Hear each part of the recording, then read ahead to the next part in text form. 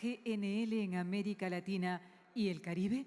Este panel reúne a un grupo de alto nivel de líderes y expertos de la industria para analizar justamente el futuro de los proyectos de gas natural licuado en la región.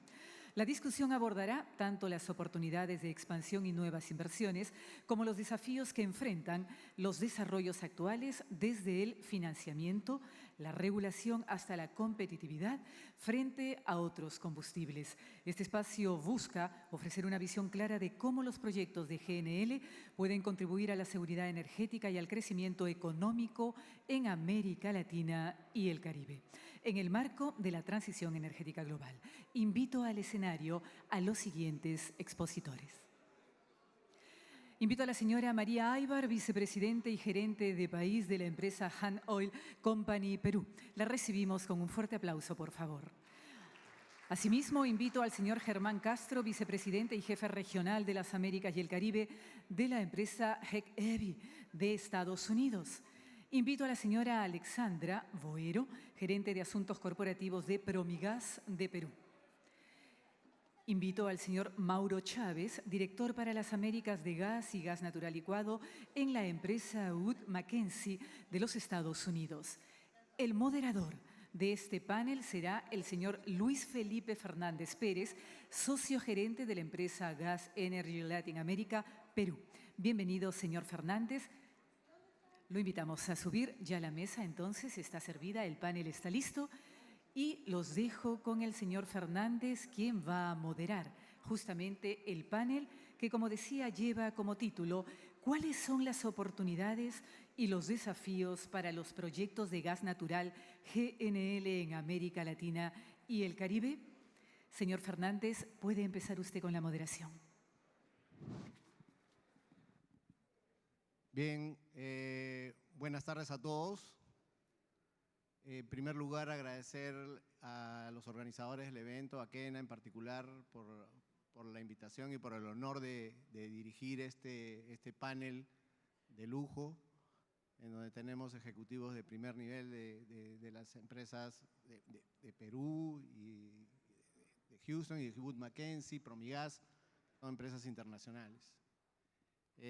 No es la mejor hora, todo el mundo está con la bajada del almuerzo, pero vamos a hacer el esfuerzo de hacer un panel dinámico, aprovechando también algunas de las cosas que se han comentado en la mañana de hoy.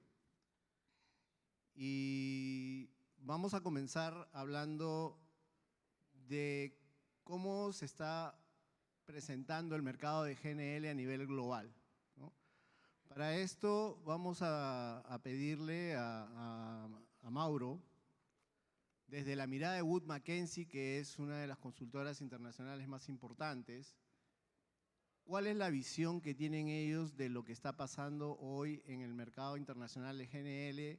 ¿Cuáles son las oportunidades? Que ese es un poco el foco de este panel. Y los retos que hay para el desarrollo de proyectos de este tipo. Muchas gracias, Luigi. Muchas gracias a todos por la atención en esta segunda parte del día. Me gustaría comenzar con la realización de que el gas natural hace parte de la transición energética y no es un combustible de transición. Y aquí quería contar una experiencia personal. En el 2022, desde 2021 hasta el 2024, yo lideraba la práctica de gas de Europa en Wood Mackenzie, estaba basado en Londres. Y cuando pasó la crisis, o sea, cuando comenzó la guerra de Ucrania en 2022, el mismo año la Unión Europea lanzó medidas políticas de largo plazo en las cuales tenían objetivos bastante ambiciosos de electrificación. Colocaban bombas de calor para electrificar las casas, los servicios, hidrógeno, etc. La realidad es que electrificar, y los años lo han probado, se ha vuelto extremadamente difícil. Cada vez electrificar el siguiente terajoules requiere mayor CAPEX. Y al mismo tiempo los industriales europeos en ese momento, también algunos abrazaron esas políticas, pero la verdad es que Europa en este momento, por ejemplo, se ha dado cuenta que necesita competitividad, y competitividad pasa por gas barato. Entonces había una realización del rol del gas natural en el tiempo con mayor longevidad. Y eso se ha trasladado también a la visión de los diferentes boards de inversión.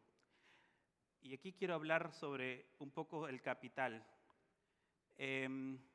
Cuando alguien habla con un banco, un fondo de pensiones, en el 2019, 2018, 2020, había una fuerte, digamos, barreras para poder hacer inversiones de CAPEX de orden de billones de dólares en gas natural. No eran muchos los bancos o los fondos de pensión que tenían ese apetito.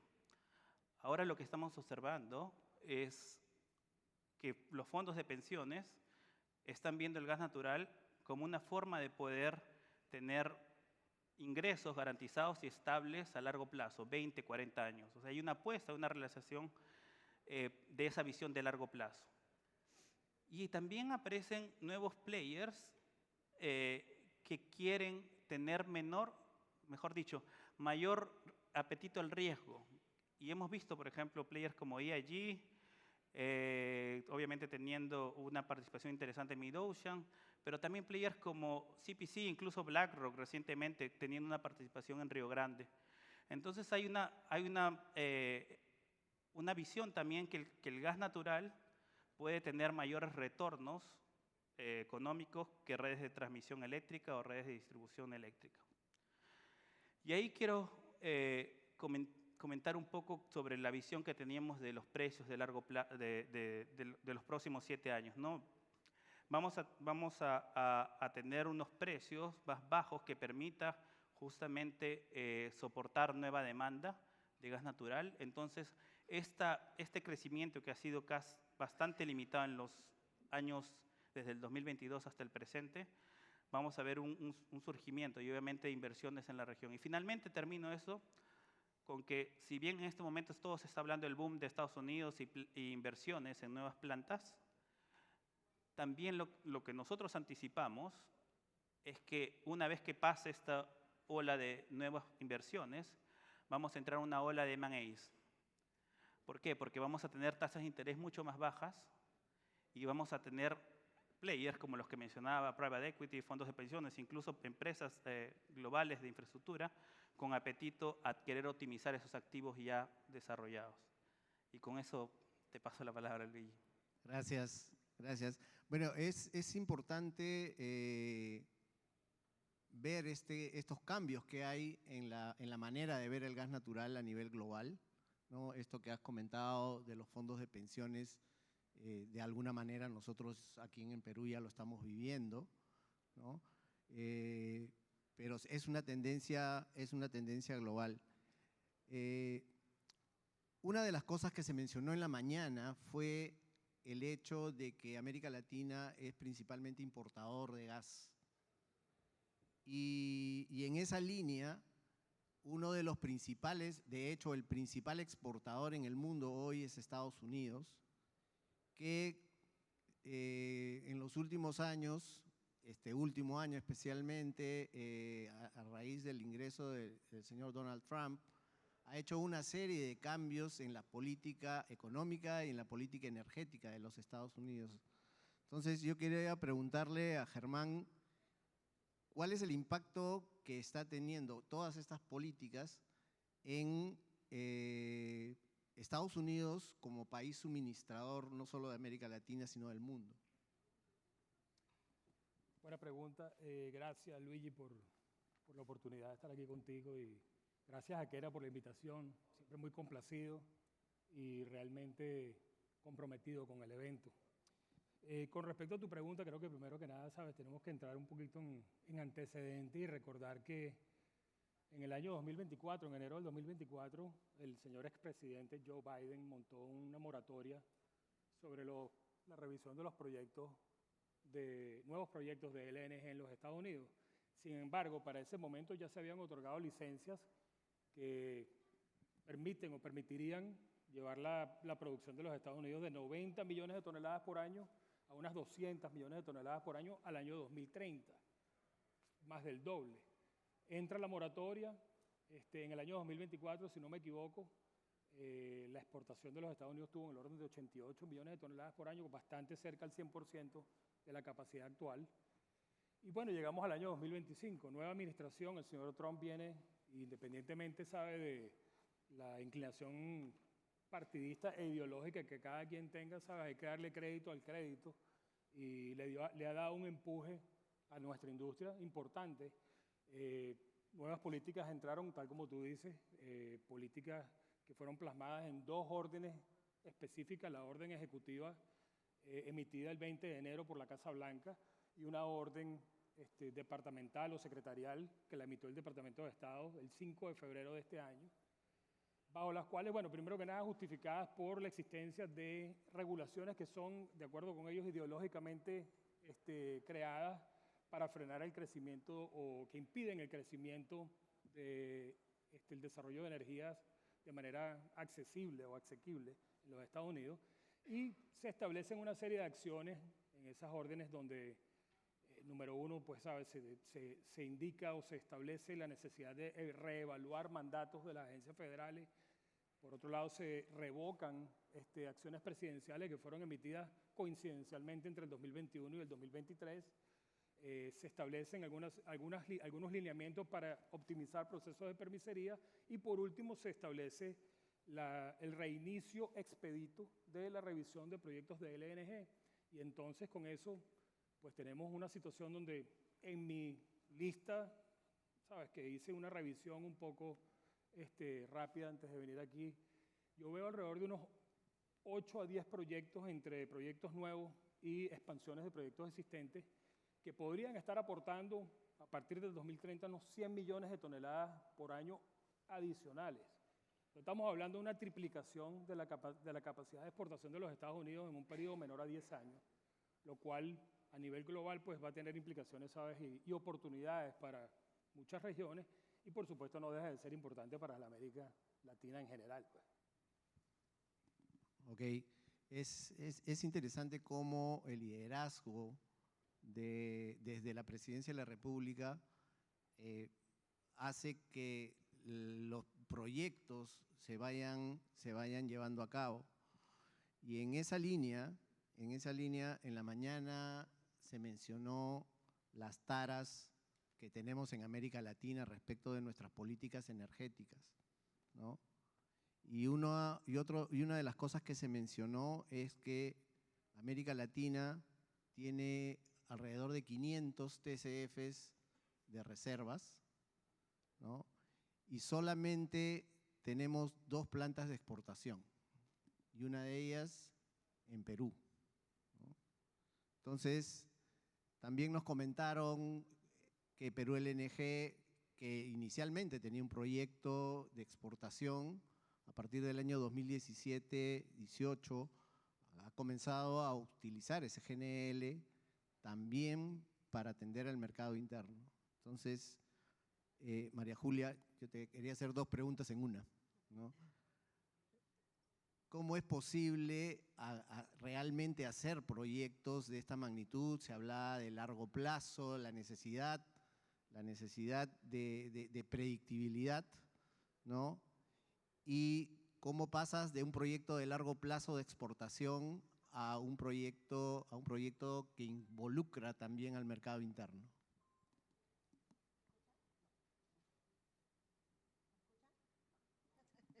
Gracias. Ahí sí. Bueno, gracias, Luigi. Buenas tardes a todos. Respecto de tu primera pregunta, creo que les cuento un poco lo que en ese momento, y estoy hablando de más de 20 años atrás, cuando alguien hablaba sobre el proyecto de exportación, cuando Hunt, que fue el que lideró el proyecto de exportación, vino con la idea de efectivamente construir una planta de exportación en el Perú, le puedo asegurar que más del 90% de la gente decía que eso era imposible. Y no le cuenten a nadie, pero yo también creía que era imposible. Era un proyecto enorme, millonario, y además yo como abogada veía que no existía un marco legal para hacer un proyecto de esas dimensiones. ¿Eso qué significaba? Que hacer un proyecto de ese tipo requería desde crear una ley, es decir, desde ir al Congreso de la República. Luego de eso, crear una serie de normas que le diera este marco legal necesario. Y además, lo que también se dijo esta mañana, todo lo que requiere incentivos para proteger y atraer esta inversión. Entonces, visto eso hoy hacia atrás, yo digo, ¿cómo lo hicimos? Porque hoy es imposible. ¿Qué es lo que pasó en ese momento? Hubieron varias cosas, pero creo que lo más importante es que hubo una verdadera política de país de promover un proyecto como este. Una verdadera política que veía en ese proyecto algo positivo y beneficioso para el país. Solo así realmente se pudieron alinear la voluntad de un inversionista, obviamente bancos que tuvieron que prestar el dinero porque era una inversión enorme, un Estado que estaba comprometido con sacar esto adelante y se pudo trabajar. Yo me he sentado con muchísimos funcionarios a revisar cada uno de estos temas. También hemos trabajado con el Congreso de la República para sacar una norma. Todo porque había una política de buscar este tipo de proyecto. Creo que eso hoy, de alguna manera, se ha perdido. Y es lo que necesitamos para sacar proyectos de este tipo si queremos realmente hacerlo. Y creo que, lo dije esta mañana, este es un proyecto que no solamente ha sido exitoso como proyecto mismo del sector hidrocarburos, sino exitoso para el país con lo que ha generado. Ahora, respecto a tu segunda pregunta en lo que tiene que ver con el cargadero y el mercado local, es verdad lo que tú dices, la planta se diseña para exportar y que los que estuvieron ayer se pueden haber dado cuenta que la planta es inmensa y que la parte del cargadero es una sección muy chiquitita. Pero les cuento que esa sección chiquitita nos creó un dolor de cabeza para implementarlo. ¿Por qué? Porque no estaba originalmente diseñado. Sin embargo, nosotros, junto con el Estado, decidimos que sí era una iniciativa que podíamos hacer y empezamos a trabajar para poder implementarla. Y nos tomó tiempo, nos tomó capital, nos tomó esfuerzo, pero luego vimos que efectivamente era un proyecto que hacía que nuestro proyecto tuviera un valor adicional, un valor que forma parte de lo que es la industria del sector hidrocarburos y la masificación del gas para el país. Y fue un reto tal que recuerdo en ese momento que algo que parecía que podía instalarse de manera muy simple nos tomó esfuerzo y tiempo, y lo más complejo era poner dentro de una instalación que no estaba diseñada este cargadero y traer el LNG que estaba en los tanques hacia la zona del cargadero. Eso significaba poner toda una línea criogénica que pudiera llevar el LNG al cargadero. Y fue ahí donde me di cuenta que debía haber estudiado para ser soldadora. No tienen idea lo que cobraba cada soldador para hacer la soldadura de estas líneas que nos tomó un buen tiempo implementar. Gracias. Alessandra, tú como representante de Promigas, ustedes son los usuarios de este GNL para el mercado local. ¿Cuáles son las experiencias positivas que han tenido en ya casi 7 años de gestión de esta concesión? Y ya después vamos a hablar de las otras cosas también. Bueno, ante todo, muchas gracias por la invitación y muchas gracias por pertenecer a este panel. La verdad que estoy muy orgullosa y la verdad lo agradezco. Y ya un poquito viendo sobre el tema, bueno, también digo gracias a Perú LNG por el cargadero, porque si no, por eso existimos nosotros. Así que fue una visión bastante humana y cuando a veces creo que pensamos en el LNG, pensamos siempre en que va a atender a grandes industrias y que estas industrias van a tener desarrollo, y es verdad, está para eso y en verdad aplaudimos y eso trae muchísimos beneficios para el país. Pero la visión que tuvo Perú LNG, el gobierno y también, evidentemente, Promigas a la hora de invertir en esta concesión es la masificación del gas a nivel nacional. Y no solamente a nivel industrial, que como lo digo es muy bueno, sino que a través de justamente este cargadero que comercializa el gas, la empresa Shell, y nosotros como Promigas llevamos a través de más de 70 cisternas a las regiones de Ancash, El Libertad, Cajamarca. ¿Y cuál es lo importante de eso? Es que a través de eso, en realidad, beneficiamos a más de 1.200.000 peruanos que se ven beneficiados acortando las brechas de pobreza energética. Nosotros hoy tenemos más de 300.000 clientes que con el uso del gas natural están generando un ahorro de por lo menos aproximadamente 30 soles. Y eso representa el 10% de la canasta familiar, que hoy es reasignada para otros usos. Entonces tiene un efecto social realmente importante. Estos clientes antes que usaban, si bien algunos sí usaban GLP, ahora esos clientes tienen un suministro continuo y no tienen que perder tanto el tiempo con el tema de la compra y del balón, y instalación, etc. Pero por otro lado, y digamos el impacto más fuerte, es que muchos de estos clientes antes utilizaban lo que es la leña o que es el carbón. Entonces ahí hay un impacto doble porque es un tema ya de salud, sobre todo con los niños que tenían muchos temas de enfermedades respiratorias. Luego otro segmento que nosotros podemos ver donde se ha visto beneficiado el uso del LNG en las concesiones es con los comercios. Son estos emprendedores o pequeños emprendedores que van creciendo, son panaderías, son lavanderías, restaurantes. Y no solamente eso, sino también vemos a toda la parte social. Atendemos hospitales, atendemos asilos y atendemos comedores populares. Y acá acá sí me quiero centrar, porque además de eso nosotros impulsamos y capacitamos a las mujeres que atienden esos comedores populares, haciéndoles que ellas vean negocios autosuficientes. Entonces no solamente tiene una labor social hacia beneficio de estos comedores, sino también para que las mujeres, si bien nosotros a veces les otorgamos un capital semilla, en realidad la idea es que ellas aprendan a hacer autosostenibles sus negocios. Finalmente también llegamos a las industrias. Hoy atendemos más de 70 industrias con el LNG que proviene de la planta de Perú LNG.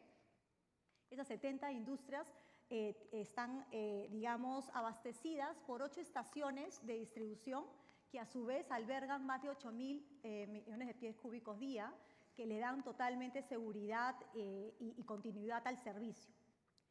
Entonces, si nosotros vemos todo este impacto que se van haciendo en diferentes sectores, también vemos, por ejemplo, los mismos transportes, nuestras mismas cisternas que, como les comentaba, que son estas 70 cisternas, estas también las hemos ido convirtiendo poco a poco al GNL y con ellas se van abasteciendo a través de ciertas estaciones de servicio que también los estamos implementando en el corredor, digamos, desde Pamta Melchorita hasta el norte, con la Unión de Cálida, que tiene la parte de Lima, donde estamos haciendo un corredor verde. Entonces, estas mismas cisternas se autoabastecen y, evidentemente, también hacemos conversiones a vehículos de carga ligera, que hoy tenemos más o menos son como 1.600 conversiones que se han realizado, y de carga pesada, que también son aproximadamente como 1.200.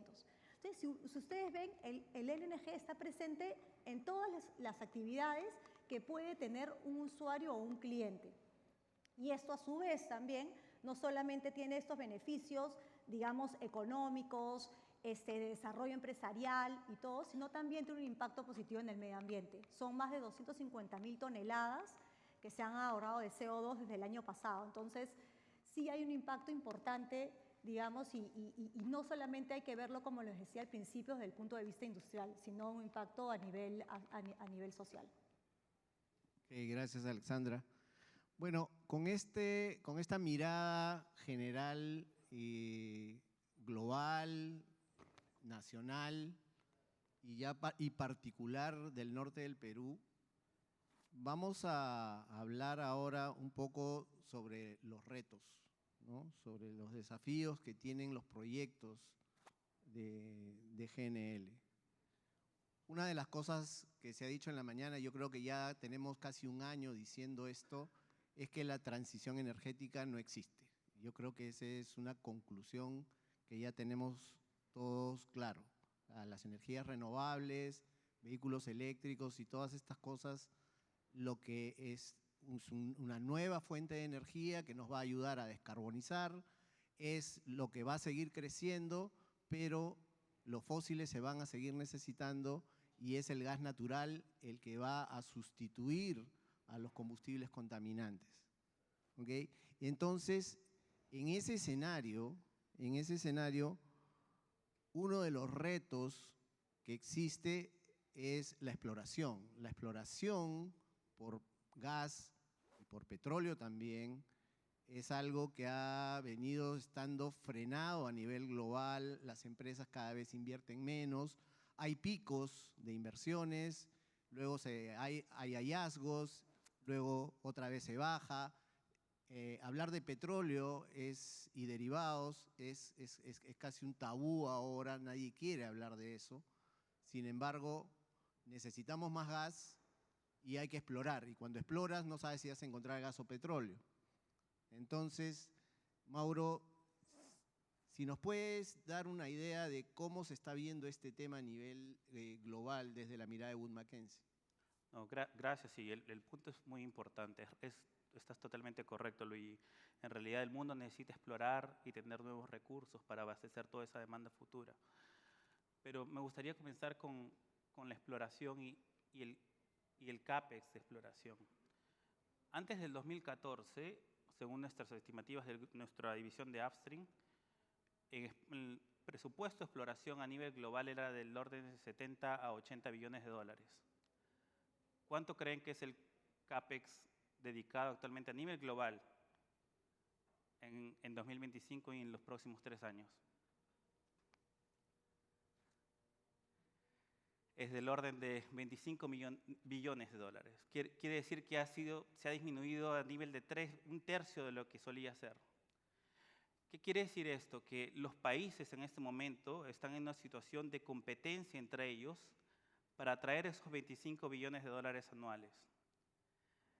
Y lamentablemente nuestra región, cuando hablo de nuestra región América Latina, es una región cara. Y lo defino que es caro. Desde el punto de vista de exploración, si simplificamos digamos, las diversos drivers, lo que busco es prospectividad y competitividad. Excluyendo Guyana, Surinam y Brasil, nuestros países en general estamos en la parte inferior en términos de prospectividad. Y en competitividad estamos digamos, por el cuadrante derecho, somos caros. Y cuando hablo de competitividad no solamente hablo de régimen fiscal y el government take, que somos caros, pero también hablo de lo que Jaime lo definió muy bien, que es predictibilidad. ¿No? Yo quise decirlo de certidumbre regulatoria, pero él usó una palabra mucho mejor, predictibilidad. Predictibilidad de tener que si voy a tomar cierto acreaje, tengo tiempos determinados para los licenciamientos, tanto de la sísmica como de los pozos exploratorios, e incluso lo que se busca en términos de exploración es tener, una vez que tomo el FID, tener un payback de 8 años como máximo. Así de restricto están siendo, de selectivo está siendo la exploración. Y estoy buscando recursos con break-evens menores de $40 por barril. Y obviamente ese break-even pasa por una revisión de la competitividad. Entonces creo que en nuestros países de la región hay una tarea en mejorar los términos fiscales, ya que y también acelerar lo que se ha conversado durante todo el día, el licenciamiento. Y esto no es exclusivo a Perú o Colombia, esto también pasa, por ejemplo, en Brasil. La nueva frontera no es el presal, sino el margen ecuatorial, que queda por el IEFOS de Amazonas. Y en este momento Petrobras no puede hacer su sísmica ni pozos de exploración por un problema con el licenciamiento ambiental, ¿no? Y los recursos prospectivos son bastante grandes, ¿no? Entonces ahí hay un trabajo, y ahí quisiera hacer un paréntesis, porque el mundo está reaccionando. Mientras que nosotros estamos discutiendo estos aspectos, vemos países mejorando su régimen fiscal. Por ejemplo, Argentina creo que es el ejemplo más cercano que ustedes todos los conocen. En la implementación del RIGI está dando predictibilidad, lo que Jaime decía, a 30 años de la inversión, prácticamente blindados. Pero también países como Mozambique en África, que a los proyectos de exploración y a los pozos de exploración le permiten recuperar parte del CAPEX invertido en caso que sea seco, el pozo seco. Y eso le permite, desde el punto de vista de la empresa, poder argumentar y mejorar sus economics para tomar ese riesgo. Recordando que la tasa de éxito en los últimos años, ya que estamos buscando recursos con mayores volúmenes, ha disminuido de 40 a 30% en general. Entonces, es una gran apuesta que en realidad que las empresas están haciendo y obviamente tarea de los gobiernos de mejorar las condiciones para que sean esas apuestas. Ok, gracias. Como bien dices, nuestra región está complicada con este tema y el tema de trámites, permisos y predictibilidad. En esa línea, aquí en el Perú, a mí particularmente me sucedió una cosa muy curiosa, ¿no? Estábamos en Paita hablando de masificar el gas, porque todos quieren masificar el gas, todos quieren el gas en su casa. Y a la misma gente que quería masificar el gas, le dijimos de que íbamos a dar un contrato de exploración ahí en las costas de Paita, porque había una estructura muy interesante que tenía un gran potencial de gas. O sea, nos oponemos a la industria, pero queremos el gas en la casa, ¿no? Entonces, ahí hay un trabajo importante que hacer en el tema cultural, ¿no? Todos quieren gas. Aquí en el Perú seguimos hablando de petroquímica, masificación y aumentar la demanda, y nadie habla de reponer reservas. En ese sentido, entonces, María Julia, ¿qué necesitamos acá en el Perú para cambiar un poco este chip de no a la exploración que necesitamos cambiar? Un milagro. Y estamos en octubre. No, en realidad, antes de responder tu pregunta, Luigi, quería comentar algo respecto a lo que dijo Alexandra y los beneficios que realmente está trayendo el llevar el LNG a mercados donde no tenemos un sistema de transporte, porque esa es la verdad. Todo el mundo comenta, a veces dice, no se masifica con camiones, y estamos de acuerdo, pero el tema es lo único que hay. No tenemos sistemas de transporte, no tenemos ductos. Y aquí viene un poco los absurdos que yo a veces digo existen, ¿no? En la mañana comentaba la cantidad de ingresos que ha generado la industria del gas de Camisea para el Estado peruano. Más de 60.000 millones de soles. Entonces, si esos 60.000 millones de soles que ha generado la misma industria se hubieran utilizado, ahora tendríamos sistemas de transporte, pero no ha ocurrido. El Cusco recibe $1 millón diario promedio de canon. Si ese dinero se estuviera utilizando para hacer ductos, hoy más peruanos tendrían gas natural. Además, también se mencionó que como no tenemos suficiente combustible, tenemos que importar. Importamos combustibles contaminantes. Y no solo los importamos y los consumimos. Lo más irónico es que además tenemos un sistema que se ha convertido en un subsidio. Y el Estado peruano ha venido pagando cerca de 18.000 o 20.000 millones de soles para subsidiar esos combustibles. Esos datos son absurdos. Tenemos también, por ejemplo, y tú no me dejarás mentir, Luigi, un ducto que no se pudo terminar de construir, todos sabrán de lo que hablo, prácticamente abandonado en el terreno hace 6 o 7 años, que se viene cuidando.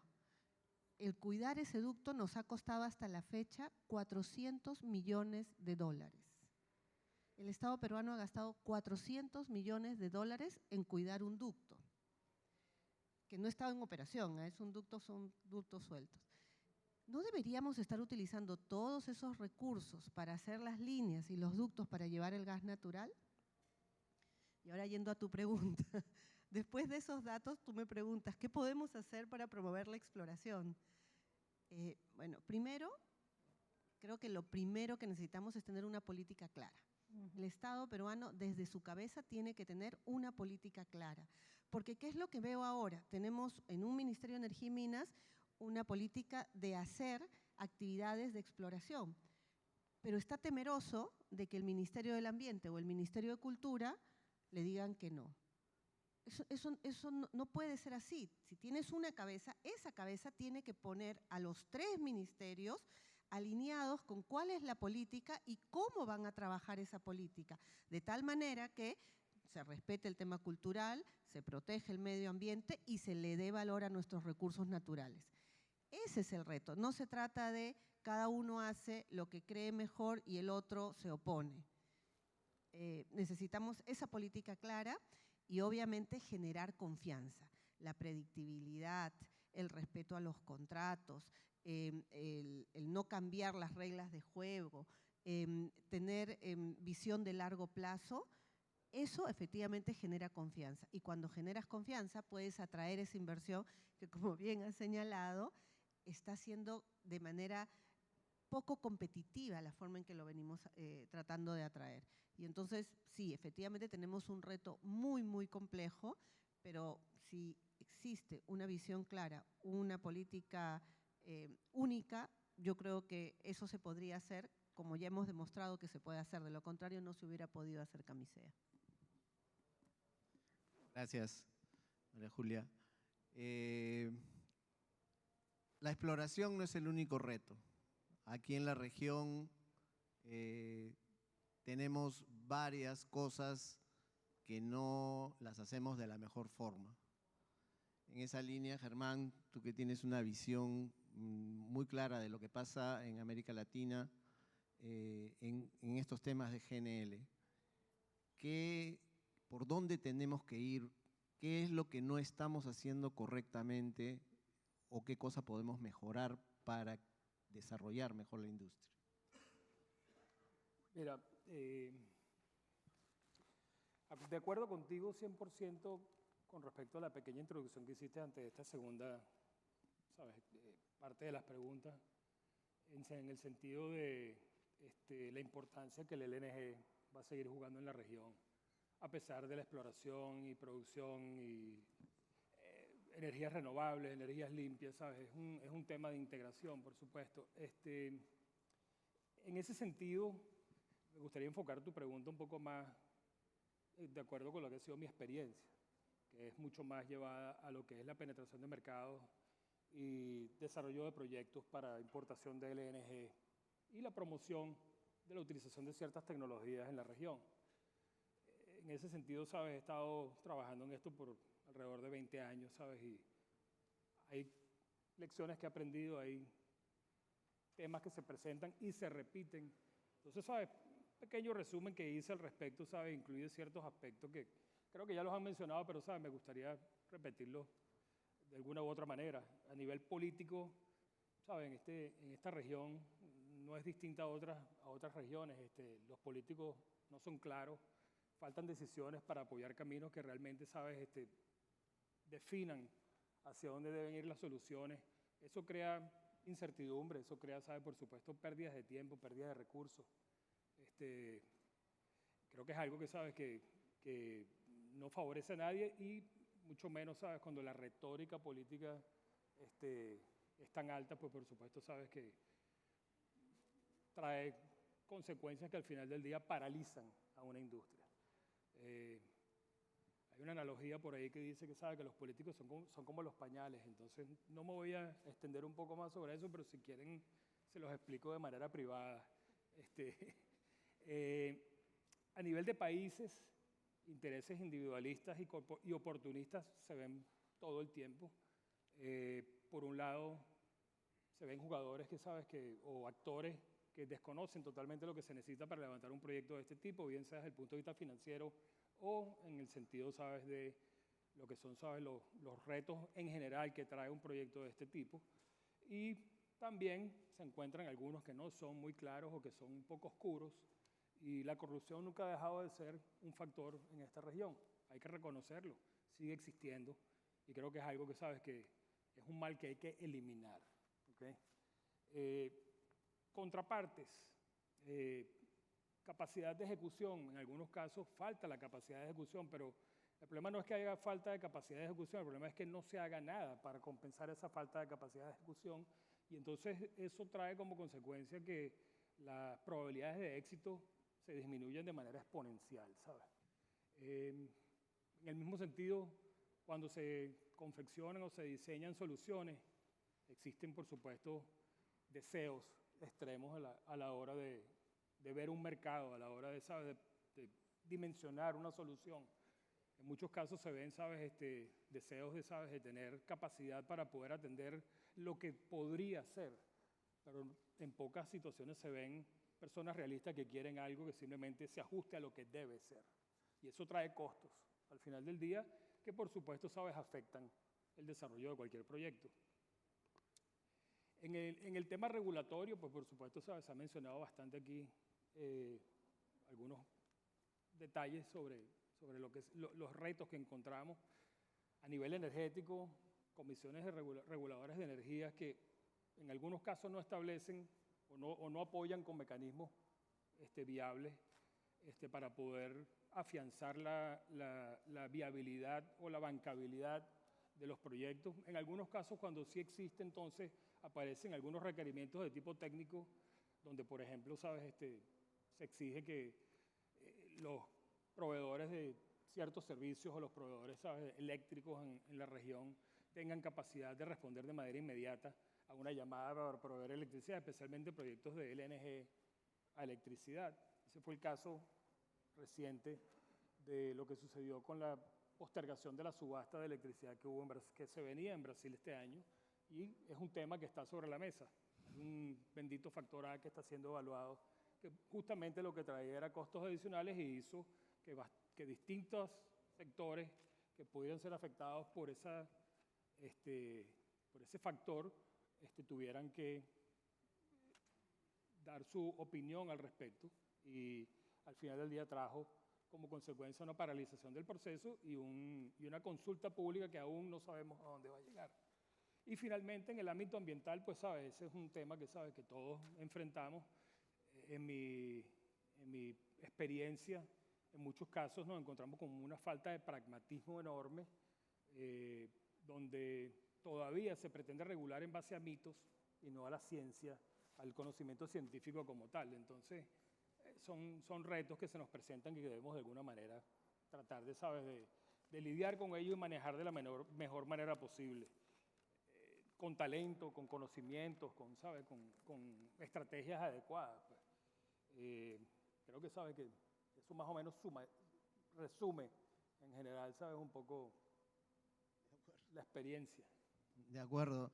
Definitivamente la regulación es un factor fundamental. María Julia antes nos estaba contando cómo se armó Perú LNG, no había nada de regulación, no había normativa, no había absolutamente nada. Y ahí, después que se hizo Perú LNG, después que se hizo Camisea, comenzaron a aparecer otras cosas, comenzaron a aparecer la comercialización de gas comprimido, y después que aparece sale la regulación, y después se quería hacer mini GNL privado y no había regulación, y luego se hizo el cargadero y había alguna regulación, y en cierta forma la sensación es de que esa regulación o no está correcta o no está completa, ¿no? De tal manera de que hoy día, y ahí Alessandra nos puede contar un poco, está generando problemas en la concesión. O sea, la concesión nos ha traído beneficios en el norte, es la forma como estamos masificando inicialmente mientras llegan los ductos, ¿no? Que dicho sea de paso no están planificados, y eso también ya es otro error, ¿no? O sea, tendríamos que tener una concesión de GNL y con un tubo atrás que se diga, bueno, en 10 años, como dijo Jaime, o en 15 o en 20, pero ya tenerlo previsto.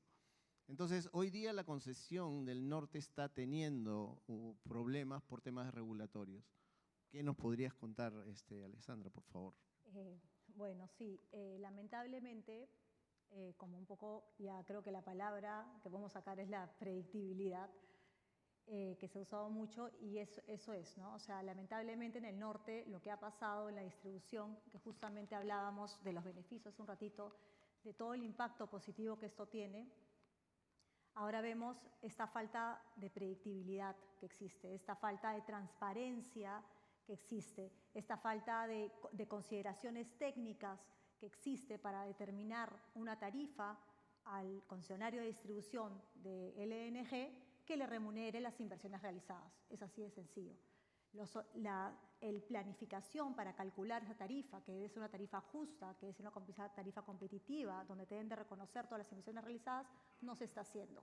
Y se utilizan criterios subjetivos de empresa eficiente, que nadie sabe, no se sabe de dónde salen esas consideraciones o con qué te están comparando. Entonces, eso no solamente limita, evidentemente, a que haya nuevas inversiones en el país. No por nada, existen 3 distribuidoras en el país actualmente, ¿no? La concesión del sur fue devuelta en su momento por las mismas razones que la concesión del norte hoy tiene estos problemas. Entonces, sí creo que es importante nosotros como gobierno, como país, tener cuál es la política clara, qué es lo que queremos hacer, ¿no? Tenemos que tener un regulador que tenga claro las reglas del juego y que el inversionista entre tranquilo sabiendo qué es lo que va a suceder durante el plazo de vigencia de la concesión. Nadie dice que se le dé la razón a una empresa, a una concesionaria o no, simplemente es hacerlo justo. Ese es, digamos, una de las aristas que es importante ver. La otra, que como un poquito comentaba María Julia, es acá en lo que está pasando en el Perú, y bueno, los que ya me conocen y han escuchado antes lo que hablo siempre, es este tema, el Perú desgraciadamente está totalmente centralizado en Lima. Si nosotros queremos descentralizarlo, si nosotros queremos justamente masificar en las regiones, como hay una falta de demanda porque todas las empresas están concentradas, todas las generadoras eléctricas, todas están en Lima, evidentemente las industrias, las grandes industrias que son las que permiten subsidiar a las inversiones o las altas inversiones que son conectar a los usuarios residenciales, la única forma es, como no hay esta demanda, evidentemente se generan tarifas que no son competitivas y que necesitas una infraestructura que todavía no se compensa. Entonces, por eso es que no hay estos ductos al norte, que todos quisiéramos tener un ducto al norte que también funcione hacia Lima. Y en verdad es una maravilla. Quien tiene el gas natural hoy en Lima en sus casas es una maravilla. Prendes y apagas, ni te diste cuenta. Entonces, toda esta logística, estas cisternas, estas cargaderas, estas estaciones adicionales que se tienen que hacer allá en cada uno de los centros de ciudad, luego las redes de polietileno, toda esta infraestructura evidentemente hace mucho más costoso. Entonces, en su momento, en el año 2021, como siempre vengo repitiendo, el gobierno, el Ministerio de Energía y Minas, promulga, no promulga, sino propone un proyecto de ley, que es la ley de tarifa nivelada. ¿Qué es lo que funciona? ¿Qué es lo que busca? Es simplemente un mecanismo de compensación, que se compensen las tarifas con una especie de subsidio cruzado, pero con Lima, que tiene la mayor demanda. Esto no le afectaría y, de hecho, creo que el concepto está tan interiorizado que hoy hay una propuesta de firma, una adenda de Cálida, que va a poder subvencionar y que va a poder aportar y apoyar todas estas regiones del sur que están sin gas y que lo va a hacer posible a través justamente de los ingresos que tiene Cálida. Entonces, es lo mismo, es este proyecto que sería en chiquito, hacerlo en grande y el impacto en realidad no sube ni en 2% o 3%. A pesar de todos los criterios técnicos, a pesar de que estuvo defendida esta ley para que alcance el beneficio a todos los regulados, es decir, al residencial, al comercio, a la industria, hasta 900 millones de pies cúbicos día, o por mes, la idea era que se apruebe tal y como está. Sin embargo, en el Congreso, sin ningún sustento técnico, ningún sustento económico, ningún sustento de nada, simplemente decidieron reducir el beneficio de esta ley solamente a los usuarios residenciales, es decir, hasta 50.000. Tampoco sabemos cuánto es 50.000 en realidad, porque también un residencial es un poquito más de 30, entonces tampoco sabemos por qué 50. La verdad que no hay ningún sustento. Y eso se apoyó. Entonces, ¿cuál ha sido la consecuencia de esta ley? Es inocua. Hoy, los que consumen gas natural podrán tener una reducción en el consumo, pero eso no nos ha permitido, no nos permite a los distribuidores regionales poder aplicar y poder invertir en nuevos gasoductos o redes para atender y crear esta masificación. Entonces, ahí también hay otra contradicción que proviene del mismo gobierno en sí, o es la falta de conocimiento, o no sabemos, no hay una explicación en realidad. Pero asimismo, no solamente vamos en contra ahí de la masificación, ¿no? Que lo que permitiría, sino que ahora hay otra propuesta de ley en el Congreso, que es la ley, que es una modificación a la ley FICE. El FICE finalmente, los que saben, es un subsidio a justamente aquellas casas o viviendas para la conversión, que a veces es un poco más costosa, ¿no? Para la transición, este primer costo, digamos, lo subsidia. Esto solamente se le otorga a los usuarios de menores recursos, pero hoy ha salido un proyecto de ley que ahora ya ni siquiera va a ser usuarios de menores recursos, sino al CISFO, es decir, a los de menores recursos, que muchos de ellos ya están siendo beneficiados, pero no solamente eso, sino que muchos de ellos no califican para poder ser conectados porque no tienen viviendas que son técnicamente seguras, de acuerdo al regulador, para que sean conectadas. Entonces, ¿qué es lo que estamos buscando? ¿Qué busca esta ley? Achicar el gas natural, lo que justamente nosotros tenemos y lo que queremos es masificarlo y que cada vez más viviendas lo tengan. Y finalmente, solamente el último cosito, es nuevamente todo este tema del NNG, lo que hacen los distribuidores es mucho tema de permisología. Actualmente, cada cisterna que se tiene, cada estación que se tiene, cada proyecto, todo necesita un permiso. Eso no existe ni en la región ni en el mundo. Debería haber un permiso más general que te permita, evidentemente, bajo un paraguas, ir sacando la permisología de cada una de estas cisternas. Para sacar un permiso te puedes demorar entre 1 y 2 años, por más que la ley dice 30 días hábiles. Y este tema de observaciones y repreguntas es simplemente un reflejo de la falta de conocimiento que todavía hay en el país del LNG.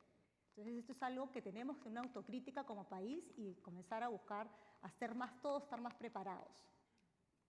Gracias, Alejandra. Bastante detalle, creo. Sí. Pero importante, y yo quiero ya en estos últimos minutos que nos quedan de panel retomar algo que dijo en la mañana Luis Miguel Castilla, que fue ministro de Economía, y que de alguna manera está alineado con lo que acaba de comentar Alexandra, que es aquí, ahí nos ha explicado un poco las cosas que se necesitan, este subsidio cruzado, políticas de masificación, FICE, a dónde va la plata, y la realidad es de que volvemos otra vez a la planificación, ¿no? Tratamos de favorecer al hidrógeno, tratamos de favorecer al gas natural, subsidiamos al GNL, tenemos fondo de compensación para el diésel. Entonces, si tú favoreces todo, entonces al final no hay esa priorización del uso de recursos públicos, ni tampoco esa política de Estado que hace que los inversionistas y las empresas hagan lo que saben hacer. Ellos saben hacer dinero, saben ganar plata, pero de una forma en la que el país se vea beneficiado utilizando los recursos que tiene y no subsidiando lo que el mercado desea. Entonces, yo diría que lo que nos hace falta es ir por ahí. O sea, no me atrevería a afirmar de que el FICE debe ir acá, acá, acá, sino, ok, planifiquemos. ¿Qué tenemos? ¿A dónde queremos ir? Y entonces, ¿cuántos recursos tenemos y cómo vamos a usar esos recursos? Y ahí vemos cómo hacemos ductos, cómo hacemos GNL, cómo hacemos renovables, cómo hacemos hidrógeno y con qué recursos, ¿no? Entonces, con esto, un minuto para cada uno, para alguna reflexión final sobre las oportunidades que hay en el GNL. Mauro, por favor. Sí, primeramente muy interesante lo que se discutió, pero tal vez por la particularidad de ser independiente y no ser de una compañía que está desarrollando un proyecto, hay una verdad incómoda, que es que los gobiernos buscan reducir su déficit fiscal, lo cual quiere decir que esas capacidades técnicas para desarrollar todo lo que se ha discutido aquí, desafortunadamente no va a venir del Estado, lo cual obliga al sector privado a tomar ese liderazgo que debió haber tenido el Estado. Y justamente la digamos, la importancia de las asociaciones y el liderazgo del sector privado para dar esos inputs al Estado para que ellos con su liderazgo propio puedan obtener esos inputs e implementar diversos planes. Entonces, justamente ahí el papel también del sector privado y obviamente las universidades, las consultoras, etcétera, ¿no? Muchas gracias. Germán, por favor. Sí, me voy a enfocar en algo muy particular. El año pasado tuve la oportunidad de estar aquí en este mismo evento y hablé sobre varios temas importantes. Uno de ellos fue Colombia. En ese momento hablé de la situación del mercado, oferta, demanda, de los tiempos todavía necesarios para poder implementar proyectos para resolver el déficit que se avecina y la necesidad de tomar decisiones. Hoy, un año después, las decisiones aún faltan. Ha habido algunas y hay, ¿sabes?, un proyecto andando, pero el déficit aún permanece, ¿sabes?, latente ahí con un hueco que no ha sido tapado. Entonces, por eso mi reflexión para todos los colombianos que están presentes y los no presentes también es: actívense, demanden claridad, transparencia y la verdad de parte de sus mandatarios, porque por el camino que van y vamos, la situación se va a poner un poco difícil. Okay, María Julia. Sí, para mí, la conclusión final para mí es: tenemos que tener una política clara. La cabeza tiene que tener una política clara y estoy de acuerdo totalmente que tenemos que trabajar con el sector privado para alinearnos. Y segundo, nuestros recursos naturales no son pan que podemos guardar para mayo. Tenemos que venderlos, monetizarlos y generar crecimiento y desarrollo para nuestro país. Y el gas natural es eso, un recurso al que tenemos que sacarle el valor y monetizarlo ahora. No dejemos que se nos pase esa ventana. Okay, Alexandra. Bueno, yo también coincido con el tema un poquito de María Julia, una política clara, qué es lo que queremos como país y que el gobierno debe, y el gobierno me refiero a todo el gobierno, no solamente el Ejecutivo, el Congreso, desgraciadamente a veces es un poco difícil esa parte, pero sí sobre todo el Ejecutivo, que es el que más trabaja estos temas, debe trabajar junto con los gremios para poder hacer, digamos, una hoja de ruta clara a largo plazo y todos trabajemos independientemente del gobierno de turno, ¿no? Perfecto, bueno, gracias a todos los panelistas por sus opiniones, su participación, a ustedes por habernos aguantado después del almuerzo y gracias a todos por la invitación. Así es, muchísimas gracias a todos los expositores y panelistas y al señor moderador por habernos acompañado en este segmento respondiendo a la pregunta: ¿cuáles son las oportunidades y los desafíos